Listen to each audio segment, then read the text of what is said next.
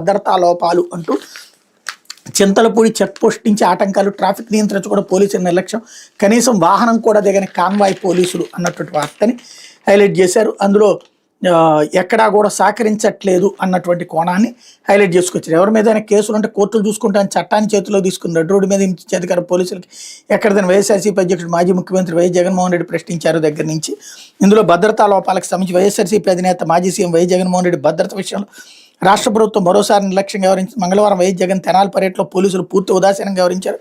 జగన్ పర్యటనకు భారీగా జనం వస్తారని తెలిసిన సరైన భద్రతా చర్యలు చేపట్టారు. కొంతమంది పోలీసులను కేటాయించిన వాళ్ళు ప్రేక్షక పాత్రకే పరిమితం అయ్యారు. తెనాలి వచ్చేటప్పుడు చింతలపూడి చెక్ పోస్ట్ నుంచి జగన్ కాన్వాయ్కి ఆటంకాలు ఎదురై జగన్ కాన్వాయ్ వస్తుందని తెలిసిన ఎదురుగా వచ్చే వాహనాలు ఏమాత్రం దారి మళ్లించలేదు. దీంతో కాన్వాయ్ ముందుకు సాగడానికి ఆలస్యమైంది.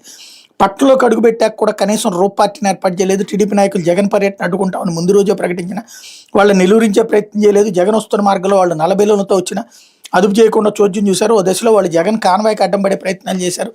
తమ చేతిలో హింసకు గురైన వారిని పరామర్శించడానికి వస్తున్న కారణంతో పోలీసులు ఉదాసీనంగా వ్యవహరించినట్టు తెలుస్తోంది. ఐతానగర్లో దోమ రాకేష్ ఇంటి వద్ద కూడా కనీస ఏర్పాట్లు చేయలేదు. రోడ్డుపై నుంచి ఇరుగు సందులో ఉన్న రాకేష్ ఇంటికి వెళ్ళడానికి తీవ్ర ఇబ్బందులు ఎదురయ్యాయి. కార్యకర్తలు జగన్ పర్సనల్ సెక్యూరిటీ సిబ్బంది ఆయన లోపలికి తీసుకెళ్లారు. అక్కడ ఒకరిద్దరు అధికారులు తప్ప పోలీసు సిబ్బంది కనబడలేదు. జగన్ కాన్వాయ్లో వచ్చిన పోలీసులు కనీసం వ్యాన్ కూడా తగలేదు. దీన్ని బట్టి కావాలని జగన్ భద్రత పట్ల నిర్లక్ష్యంగా వివరించిన వైఎస్ఆర్సీపీ శ్రేణులు ఆగ్రహం వ్యక్తం చేస్తున్నాయి.